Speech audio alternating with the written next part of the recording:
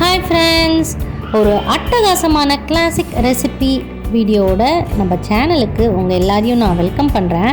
இன்றைக்கி வந்து செம்ம டேஸ்டான மஷ்ரூம் சூப் தான் எப்படி பண்ணுறதுன்னு நான் உங்கள் எல்லாருக்கும் சொல்ல போகிறேன். ஆஹா, இப்போவே சாப்பிடணும் போல் இருக்குல்ல. மஷ்ரூம் கிடச்சிதுன்னா நாளைக்கே இந்த ரெசிபியை உங்கள் வீட்டில் ட்ரை பண்ணி பாருங்கள்.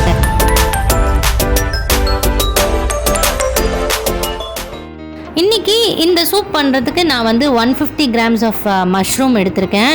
நல்லா வாஷ் பண்ணி இந்த மாதிரி பொடி பொடியாக கட் பண்ணி எடுத்துக்கோங்க.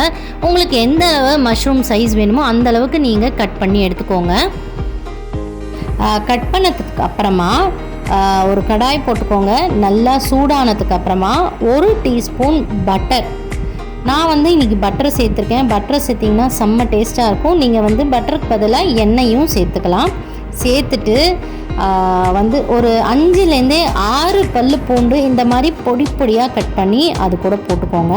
அப்புறமா ஒரு சின்ன துண்டு இஞ்சி அதையும் பொடி பொடியாக கட் பண்ணி போட்டுட்டு ஒரு ஃபியூ செகண்ட்ஸ் நல்லா வதக்கணும். வதக்கினதுக்கு அப்புறம் பார்த்திங்கன்னா ஒரு 2 கைப்பிடி அளவு வரா மாதிரி பொடி பொடியாக கட் பண்ண வெங்காயம் இது எல்லாத்தையும் சேர்த்துட்டு 1 நிமிஷத்துக்கு நல்லா வதக்கி எடுத்துக்கோங்க. வெங்காயம் ரொம்ப வதங்கிடக்கூடாது, அதை மட்டும் பார்த்துக்கோங்க. இப்போது நம்ம பொடி பொடியாக கட் பண்ணி வச்சுருக்கோம் இல்லையா, அந்த மஷ்ரூம்ஸ் எல்லாத்தையும் இது கூட நம்ம சேர்த்து நல்லா ஒரு தடவை மிக்ஸ் பண்ணி விடணும். இஞ்சி, பூண்டு, வெங்காயம், மஷ்ரூம் இது 4மே நல்லா மிக்ஸ் ஆகணும். ஒரு 2 நிமிஷத்துக்கு நல்லா வதக்கி விட்டுருங்க.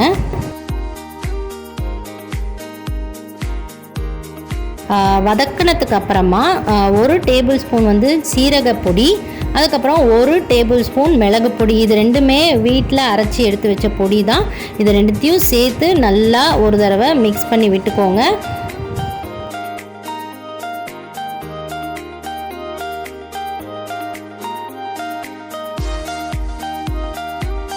எல்லாமே நல்லா பிளெண்ட் ஆகி வந்ததுக்கப்புறமா 1/2 டீஸ்பூன் வந்து கரம் மசாலா பொடி சேர்த்துக்கோங்க. இது நல்ல ஒரு வாசனையை கொடுக்கும். உங்களுக்கு தேவைப்பட்டால் சேர்த்துக்கோங்க, இல்லைன்னா விட்டுறலாம். கடைசியாக ஒரு 1.25 ஸ்பூன் அளவுக்கு உப்பையும் சேர்த்து நல்லா வதக்கி விடுங்க.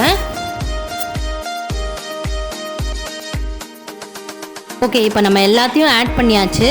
இப்போ வந்து நம்ம ஒரு 2.5 டம்ளர் அளவுக்கு தண்ணி விடணும். நான் இந்த மாதிரி ஒரு பெரிய டம்ளர் எடுத்து இதில் வந்து 2.5 டம்ளர் நான் தண்ணி சேர்த்துருக்கேன்.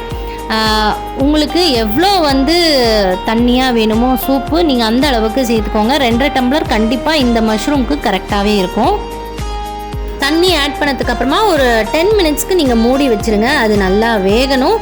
நல்லா கொதித்து வந்ததுக்கப்புறமா நம்ம வந்து 3 டேபிள் ஸ்பூன் கார்ன்ஃப்ளவர் வந்து கொஞ்சமாக தண்ணி சேர்த்து இது கூட நம்ம சேர்க்க போகிறோம்.